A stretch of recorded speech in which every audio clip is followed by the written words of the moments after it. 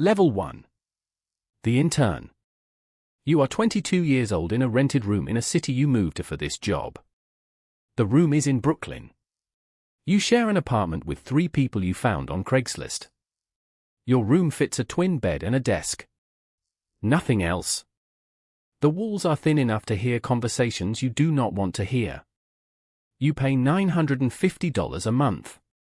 It is more than you can afford. You graduated with a Master of Architecture 3 months ago. You have $180,000 in student debt. The number sits in your chest like a stone. You think about it every time you check your bank account. You try not to check your bank account. You work at a mid-sized firm in Manhattan. 40 people. The office is in a converted warehouse in Chelsea. Exposed brick. Industrial lighting. Expensive chairs. The aesthetic is carefully curated. You are not. You wear the same 3 button-downs on rotation. You hope no one notices. You make $42,000 a year. After taxes and rent and loan payments, you have $600 a month for everything else. You eat dollar pizza. You buy coffee from bodegas. You do not go out.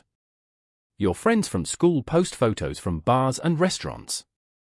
You like the photos and stay home. Your desk is in the back corner near the bathrooms. You sit at a computer for 11 hours a day. You make toilet details in Revit. You draw door schedules. You coordinate mechanical systems with structural grids. This is not what you thought architecture would be. You thought you would design buildings. You are designing how a pipe fits through a wall. Your supervisor is a project architect named Daniel. He is 34 and tired in a way that looks permanent. He marks up your drawings with a red pen. He does not explain what you did wrong. He just circles it and writes fix. You fix it. You learn by failing quietly. You are in the office until 10 p.m. most nights. You are not paid overtime. No one is. The principal says architecture is a calling, not a job. He says this from his brownstone in Park Slope. You nod and work another unpaid hour. You need this job. There are 50 kids like you who would take it tomorrow. You work on a luxury apartment building in Tribeca. You will never be able to afford to live there. You draw the kitchens and the bathrooms. You specify marble and custom millwork. You know the cost per square foot. It is more than you make in a year. You do not think about the irony. Thinking about it makes it worse. Your college girlfriend breaks up with you over the phone. She moved to San Francisco for a tech job. She makes $110,000. She says the distance is too hard. You know the real reason is that you have no time and no money. She has both. The gap is too wide. You hang up and go back to work. You do not cry. You are too tired to cry. You submit a design for a competition. A small pavilion in a park. You work on it at night after your 11-hour days. You spend 2 weeks on it. The renderings are beautiful. You imagine people seeing your vision. You imagine mattering. You do not win. You do not place. Your name is not mentioned. You close the file and do not open it again. A senior designer named Maya talks to you at the office holiday party. She is 29 and her work is pinned up in the studio. She asks if you are going to take the licensing exams. You say yes. She tells you most people say that. She tells you most people quit before they finish. She asks if you have what it takes. You say yes. You are not sure you believe it. You are not sure she believes it either. You go home for Christmas. Your parents ask how work is going. You tell them it is great. You tell them you are learning a lot. You do not tell them you are broke and exhausted and questioning everything. Your father asks when you will design something important. You tell him soon. It is a lie. You both know it.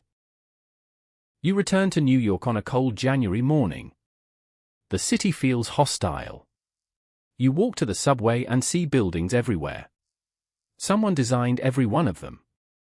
Someone had a vision and fought to make it real. You wonder if you have that fight in you. You do not know yet. You keep walking. Level 2. The architectural designer. You are 25 years old and you passed your first licensing exam. You have 6 more to go. You study at night after work. You fall asleep with the reference manual open on your chest. You dream about building codes and egress requirements. The dreams are not good. You move to a different firm. A smaller office. 15 people. You took a pay cut to $45,000 but they let you design. You are working on real projects. A restaurant renovation. A single-family home in Westchester. You are not just drawing details anymore. You are making decisions about space and light and form. It feels like architecture. Your principal is a woman named Carla. She is 52 and started her firm 20 years ago. She is brilliant and demanding.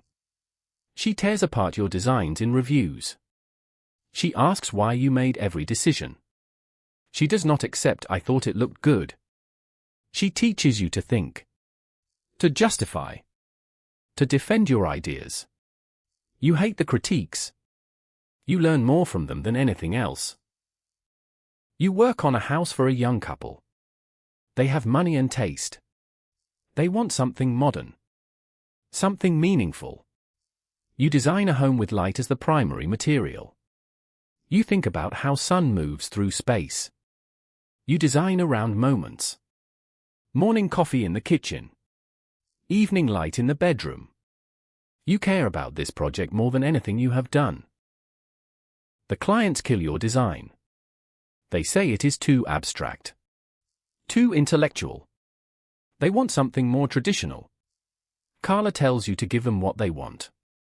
You revise the design. You add pitched roofs and shutters. You make it look like every other house in Westchester.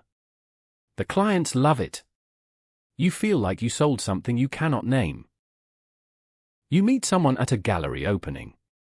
His name is James. He is a photographer. He understands the obsession with light and space. You date for 8 months. It is good until it is not. He wants you to leave work at a reasonable hour. You cannot. There is always a deadline. There is always a presentation. He tells you that you care more about buildings than people. He is not entirely wrong. You let him go. It is easier than changing. You pass 3 more licensing exams. You are halfway done. Your friends from school have quit. They work in tech or consulting or real estate development. They make twice what you make. They ask why you are still doing this. You do not have a good answer. You just know you cannot stop. You enter another competition. A public library. You work on it for a month. You pull all-nighters. You render and model and diagram. You submit at 11:59 p.m. on the deadline. You are shortlisted. You are not the winner. But you are noticed. A small architecture blog writes about your entry. They publish your renderings. You read the post 20 times. It is the first time your work exists outside your office. You are given more responsibility. You manage a small project. A office renovation. You coordinate with contractors and consultants. You learn that construction is where design goes to die. Everything you drew perfectly gets value engineered. The clients cut the budget. The contractor substitutes materials. Your vision becomes a compromise. You learn that architecture is negotiation. You are not sure you like what you are learning. Carla makes you an associate. Your title changes. Your salary goes up to $58,000. It is not enough, but it is something. You take yourself out for dinner. You sit alone at a restaurant and order wine. You try to feel successful. You mostly feel tired. You finish your licensing exams. You are 28 years old. You are a licensed architect. You thought this moment would feel bigger. You thought there would be clarity or pride or relief. You feel the same. You have a license and debt and no time. The title does not change your life. It just allows you to keep climbing. Level 3. The Project Architect.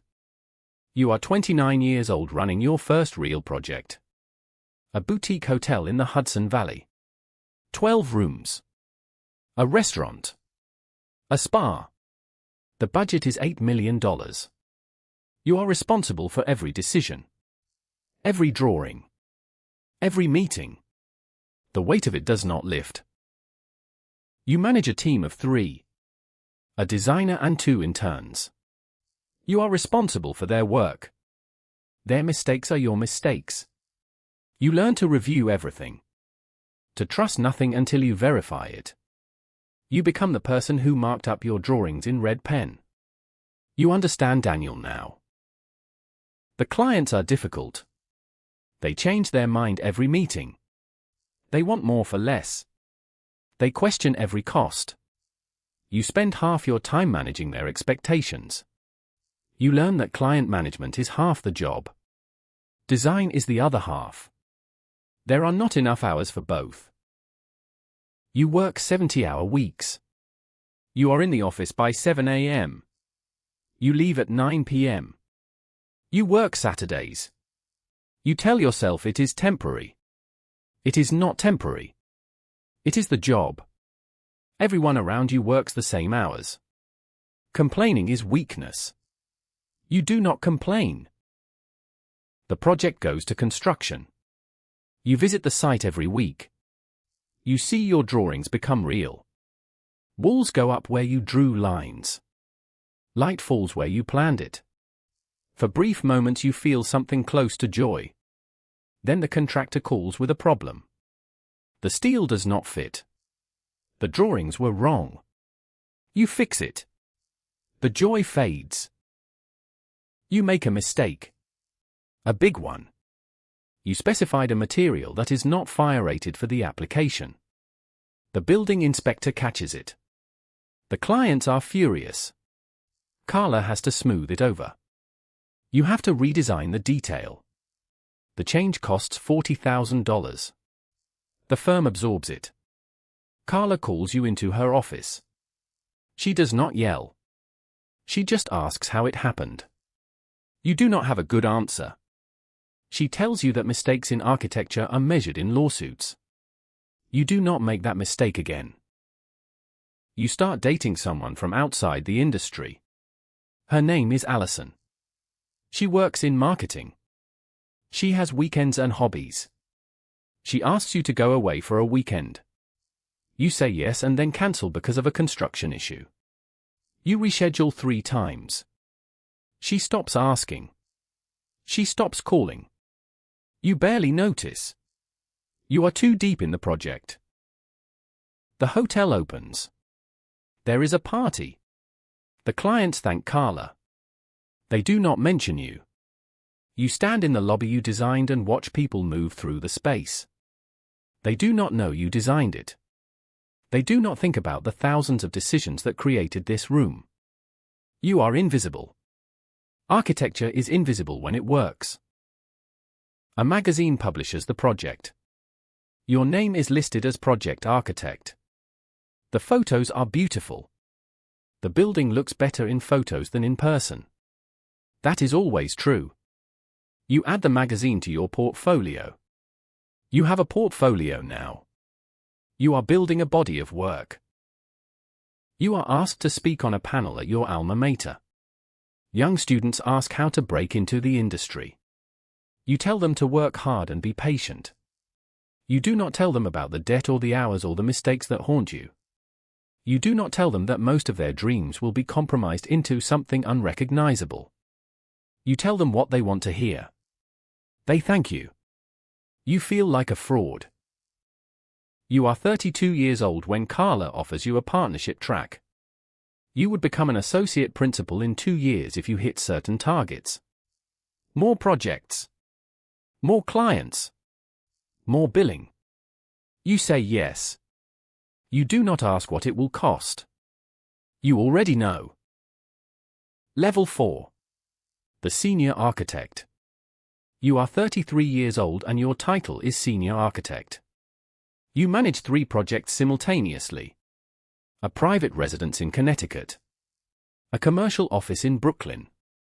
A restaurant in Manhattan. You do not design anymore. You manage designers. You manage budgets and schedules. You manage clients who do not understand why things take so long or cost so much. You make $85,000 a year. It is the most you have ever made. After taxes and debt payments and rent, you have some breathing room.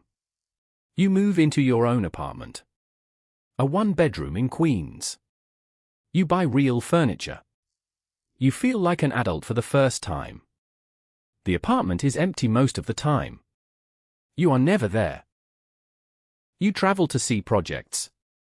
You fly to Miami for a site visit. You drive to Boston for a client meeting. You are always in transit.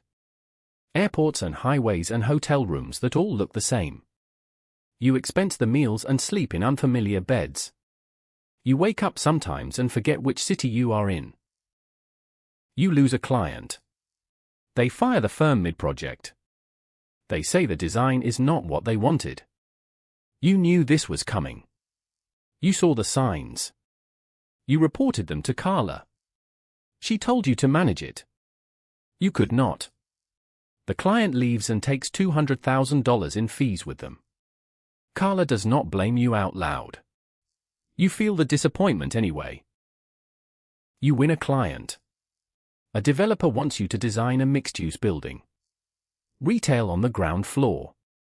Apartments above. It is not glamorous, but it is big.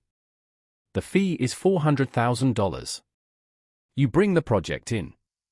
Carla is pleased. You are valuable now. You are a rainmaker. The work matters less than the ability to bring in work. You hire an intern. A 22-year-old kid fresh out of school. He has energy and ideas. He reminds you of yourself 10 years ago. You want to protect him. You want to tell him to run. You do not. You assign him toilet details and tell him to work hard. The cycle continues. You stop sketching. You used to sketch ideas. You used to think through drawing. Now you think through emails and spreadsheets. You manage consultants and contractors. You negotiate fees and change orders. You are an administrator.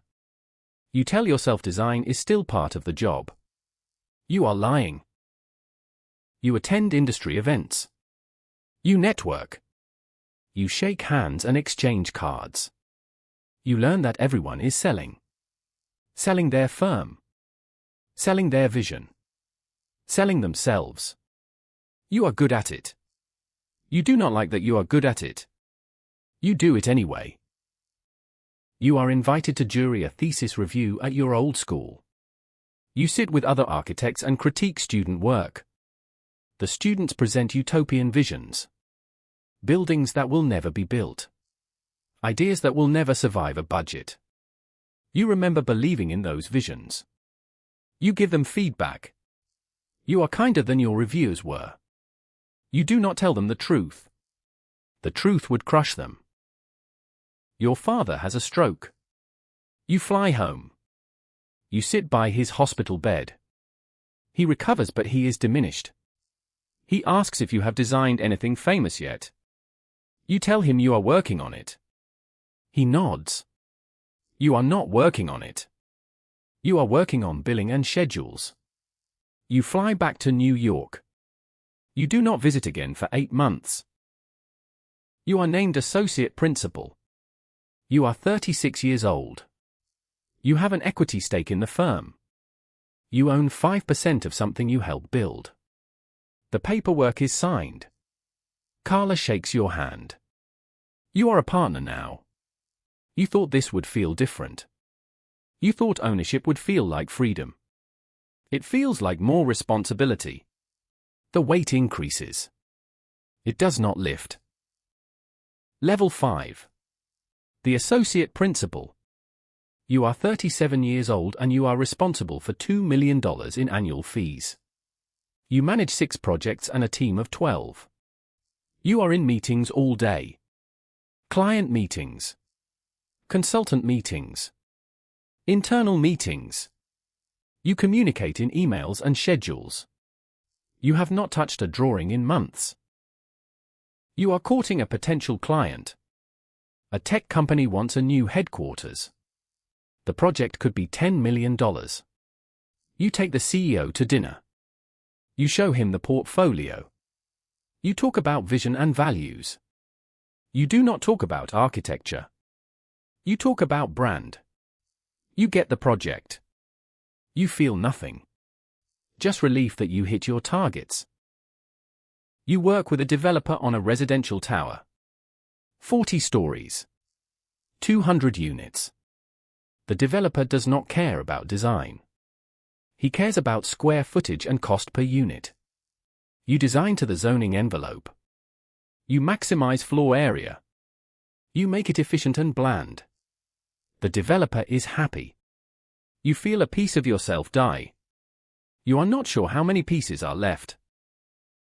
You are asked to fire someone. A designer who is not billing enough hours. He is talented but slow. The firm cannot afford slow. You call him into a conference room. You tell him it is not working out. He asks for another chance. You say no. He leaves. You sit in the conference room and feel sick. You go back to your desk and answer emails. The machine continues. Carla is diagnosed with cancer. She takes a leave of absence. You and the other associate principals run the firm. You are 39 years old and suddenly responsible for everything. 40 employees. 15 active projects. A $6 million annual budget. You work 80-hour weeks. You do not see daylight. You forget what day it is. You make a decision that saves a project. The contractor is behind schedule. You redesign a building system to simplify construction. It works. The project gets back on track. The client is happy. You solved the problem. That is the job now. Problem solving. Not design. Not vision. Just keeping things from falling apart. You meet someone at a wedding. Her name is Nina. She is a doctor. She works long hours. She understands the commitment. You date for a year. It is good. She is smart and independent and does not need you to be anything other than present. You think about proposing. Then Carla's cancer comes back. You are needed at the firm. You work through Christmas. Nina ends it. She says you are married to your job. She is right. You do not argue. Carla dies. You are 41 years old. The funeral is full of people whose buildings she designed. You give a eulogy. You talk about her vision and her integrity. You do not talk about the 70-hour weeks or the projects that broke her. You do not talk about how the job took everything from her. You shake hands and go back to the office. There is work to do. The remaining partners buy out Carla's shares. You borrow money to increase your stake to 15%. You are now a principal. Your name is on the door. You own a piece of the firm. You are in debt again. Different debt. But debt is debt. You are 42 years old and you are back where you started. Owing money and working to pay it off. Level 6. The principal. You are 43 years old and your name is on the letterhead. You are a principal of a 40-person firm. You are responsible for everything. The work. The culture. The finances. The vision.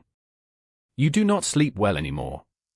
You wake at 4 a.m. thinking about payroll and project budgets. You are pitching constantly. You compete for projects against firms twice your size. You lose most of the time. When you win, the clients want more for less. You negotiate fees and scope. You give away services to get the project. You tell yourself you will make it up on the next one. You never do. You design an art museum for a small city upstate. It is the kind of project you dreamed about in school. Public. Civic, meaningful. You put everything into it. You design a building about light and procession. You think about how people will move through space. You care about this project more than anything in years. The project dies. The city cannot raise the funds. The donors pull out. 2 years of work evaporates. You are not paid for half of it. The firm absorbs the loss. You absorb the disappointment. You do not have time to grieve. There are other projects. There are always other projects. You hire a business development person. Someone to find new clients while you run projects. Her name is Samantha. She is good at selling. She brings in work. Retail clients. Commercial developers. The work is not inspiring, but it pays. You compromise your vision for financial stability. You tell yourself it is temporary. It is not temporary. You win an award for one of your projects. A residential building in Brooklyn. The jury calls it innovative and contextual. You attend the ceremony. You accept the award. You give a speech about the importance of good design. The audience applauds. You go back to the office and work on a strip mall. The award sits on a shelf. It does not change anything. You are invited to teach a studio at Columbia. You say yes. You want to give back. You want to stay connected to ideas. You critique student work once a week. Their work is ambitious and unbuildable. You remember when you thought that way. You do not anymore. You think about budgets and codes and constructability. You have become practical. Practical is another word for defeated. You lose a key employee. Your best project manager leaves for a corporate job. She will make twice her salary. You cannot match it. She gives 2 weeks' notice. You take her to lunch. You congratulate her. You go back to the office and try to figure out how to replace her. You cannot. Good people are expensive. You do not have expensive. You take out a line of credit to make payroll. The firm is cash flow negative. You have receivables but clients pay slowly. You pay employees on time. You pay yourself last. Some months you do not pay yourself. You are a principal of a firm and you are broke. No one outside the industry understands how this is possible. You are 47 years old when you realize you have not designed anything in 2 years. You manage people who design.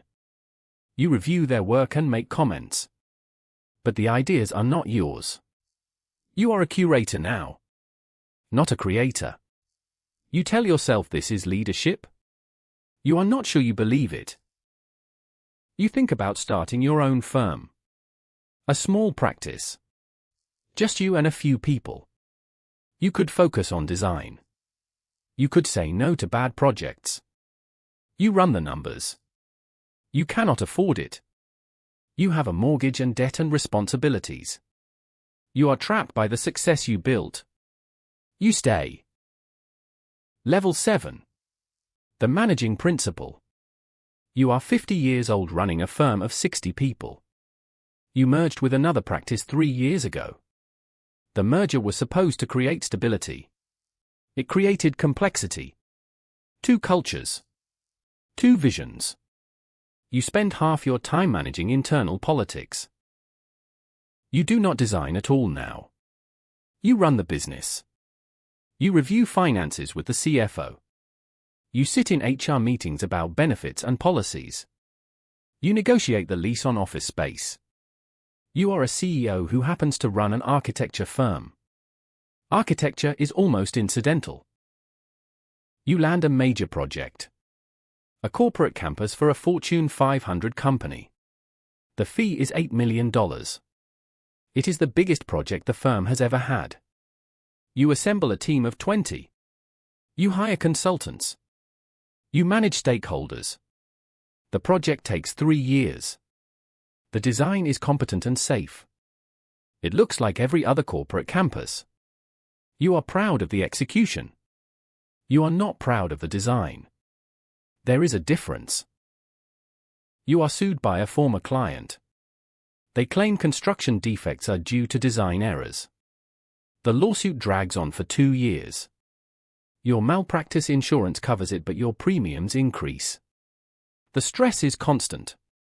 You are deposed. You sit in a conference room and answer questions about decisions you made 5 years ago. The case settles. No one wins. Everyone loses time and money. You lose your biggest client. A developer you have worked with for a decade. He goes with a bigger firm. He says he needs more capacity. You know the real reason is that your work has become predictable. Safe. Boring. You do not argue. He is right. You attend an AIA conference. You see people you went to school with. Some of them run famous firms. They design museums and stadiums. Their work is published everywhere. You congratulate them. They ask about your work. You describe your projects. They nod politely. You can see they are not impressed. You are not impressed either. Your marriage ends. You were married for 8 years. Her name was Catherine. She was patient and kind. She asked you to work less. She asked you to be present. You tried. You could not. The firm needed you. There was always a crisis. She filed for divorce. You signed the papers. You moved into a condo downtown. The condo is modern and empty. You live alone. You have a health scare. Chest pains during a board meeting. You are taken to the hospital. The tests show nothing serious. Stress and high blood pressure. The doctor tells you to slow down. You nod and go back to work. Slowing down means the firm falls apart. You are the center. If you stop, everything stops. You are 54 years old when you realize you are successful by every external measure. You run a thriving firm. You employ 60 people. Your work is built in a dozen cities. You make $350,000 a year. And you are miserable. You do not love the work anymore. You do not remember when you stopped loving it. It happened so slowly you did not notice. You think about the kid who graduated with $180,000 in debt. Who believed architecture could change the world? You wonder what he would think of you now. You wonder if he would recognize the compromises. You push the thought away. Nostalgia is useless. You have work to do. Level 8. The founding principle. You are 56 years old and you leave the merged firm. The politics became unbearable. You start your own practice. A small office. Just you and 5 people. You call it your name. This is your firm. Your vision. You feel something you have not felt in years. Hope. You take on projects you care about. A community center. An affordable housing development. A public school. The fees are smaller but the work matters. You design again. You sketch and model. You think about space and light. You remember why you became an architect. You work with clients who have limited budgets. You design more with less. You are creative with materials. You find beauty in constraints. This is harder than designing with unlimited resources. It is also more satisfying. You are solving real problems for real people. You hire young architects who still believe. They work long hours because they care, not because you demand it. You mentor them. You teach them what you learned. You try to be the principal you wish you had. You do not always succeed. The pressure to bill and deliver is always there. You win a small award for the community center. It is not a big award. But the jury understands what you were trying to do. They see the intention. You attend the ceremony and feel something close to pride. Real pride. Not the performance of pride. The project is published in a small journal. You read the article 3 times. You struggle financially. The firm is always on the edge. You make payroll but barely. You do not take a salary some months. You live off savings. You are 58 years old and broke again. You tell yourself it is worth it. You are not sure. You lose a young designer to a corporate firm. She is talented and needs to pay her loans. You cannot pay her what she is worth. She gives notice. You understand. You congratulate her. You hire someone younger and cheaper. The cycle continues. You are approached by a developer. He wants you to design a luxury condo tower. The fee would save your firm. The project is everything you are against. Luxury housing in a neighborhood being gentrified. You say no. Your business partner asks if you are sure. You are not sure. You say no anyway. The firm struggles. You struggle. But you sleep better. You teach more. You are a visiting professor at Yale. You run a design studio. You push students to think critically about architecture's role in society. Some of them get it. Most of them want to design monuments to themselves. You were the same at their age. You do not judge them. You just try to plant seeds. You are 60 years old when you realize your firm will never be famous. You will never design a museum that millions visit. You will never win a Pritzker Prize. You have made peace with this. Mostly. Some nights you lie awake and wonder what would have happened if you had compromised less. Or compromised more. There is no answer. Just the work you did and the work you did not do. Level 9. The recognized architect. You are 63 years old and something shifts. A project you designed 5 years ago starts getting attention. The affordable housing development. It is written about in major publications. The design is called humane and intelligent. Critics notice how you created community with limited resources. You are invited to speak at conferences. You become known for a specific thing. Affordable housing. Community-focused design. You did not set out to have a specialty. It happened because you said no to projects you did not believe in. Now you are recognized for it. Clients come to you for that specific expertise. You design a series of projects for non-profits and cities. Libraries and schools and housing. The fees are modest but the impact is real. You see people use your buildings. You see children in the school you designed. You see families in the housing you created. This is why you became an architect. It took 40 years to get here. You win a major award.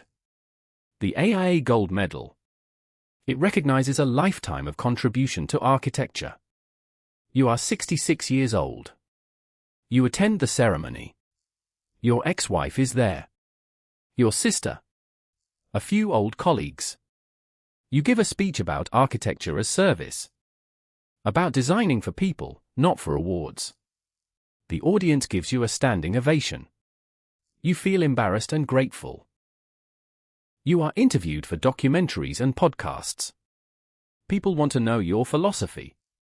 You tell them that architecture is not about buildings. It is about people. It is about community. You say this and you mean it. But you also know it is incomplete. Architecture is also about ego and money and compromise. You do not say that part. You are asked to design a monument. A memorial to a historic event. It is the kind of project you dreamed about. Public. Permanent. Meaningful. You are 68 years old. You take the commission. You design something simple and powerful. A place for reflection. The design is approved. Construction begins. You visit the site every week. Your health declines. You have diabetes and your knees are failing. You walk with a cane. You do not have the energy you once had. You work shorter days. You delegate more. Your young partners run the firm now. You are the founder. The vision. But they do the work. The memorial is completed. There is a dedication ceremony. Politicians speak. You are introduced. You walk slowly to the podium. You talk about memory and loss. You talk about the responsibility of creating public space. You are brief. The monument speaks better than you can. People visit it. They sit in the space you created. You watch from a distance. This is enough. You think about retirement. You are 70 years old. You have been an architect for 48 years. You have designed hundreds of projects. Some were built. Many were not. You have compromised and fought and failed and occasionally succeeded. You do not know who you are without architecture. It has been your identity for half a century. You do not retire. You cannot. You keep working. Slower. Smaller projects. You mentor young architects. You write. You lecture. You are in demand as an elder statesman. People want your wisdom. You give them what they want to hear. You do not tell them that you still do not have all the answers. That every project is still a struggle. That doubt never goes away. Level 10. The Legacy Architect. You are 75 years old. You do not go to the office much anymore. You work from home. A small studio in your apartment. A drafting table and a computer. You sketch in the mornings. You think about projects you will never build. You think about ideas that have no client. This is the freest you have been in 50 years. Your firm continues without you. Your partners bought you out. You have money now. Real money. You do not need it. You needed it 50 years ago when you were eating dollar pizza. Now you have it and it does not change anything. You give some away. You endow a scholarship. You fund a design fellowship. You are buying forgiveness for something you cannot name. You are asked to write a book. A monograph of your work. You spend 2 years on it. You go through old drawings and photos. You remember the projects and the clients and the struggles. Some projects you are proud of. Others you wish you had done differently. You write honestly about the compromises. The book is published. It is well reviewed. You read the reviews once and put the book on a shelf. You attend the funeral of a former colleague. Daniel. The project architect who marked up your drawings in red pen 53 years ago. The funeral is small. A few people from the old firm. You realize you are one of the last ones left. Everyone else is dead or too old to travel. You stand at the grave and think about all the hours you spent in offices. All the hours you did not spend living. You go home and sit in the quiet. You receive a Lifetime Achievement Award from your alma mater. You return to the school for the first time in decades. The building is the same. The students are the same age you were. But everything is different. They use software you do not understand. They talk about sustainability and digital fabrication. You give a speech about fundamentals. About light and space and human experience. You are not sure they hear you. They are where you were. Hungry and naive and certain. You are invited to jury the Pritzker Prize. You review the work of architects at the top of the profession. Their buildings are spectacular and published everywhere. You see brilliance and ego in equal measure. You vote for someone who designs with humility. Your vote does not win. The prize goes to a star architect with a signature style. You are not surprised. The industry rewards spectacle, not service. You have a stroke. A minor one. You recover, but you are diminished. Your left hand does not work well. You cannot draw the way you used to. You try to sketch and the lines shake. You give up. You dictate ideas instead. It is not the same. Drawing was thinking. Without it, you feel disconnected from the work. You sit in your apartment and look at the city. Buildings everywhere. Someone designed each one. Someone had a vision. Someone fought to make it real. You contributed to this. Your buildings are out there.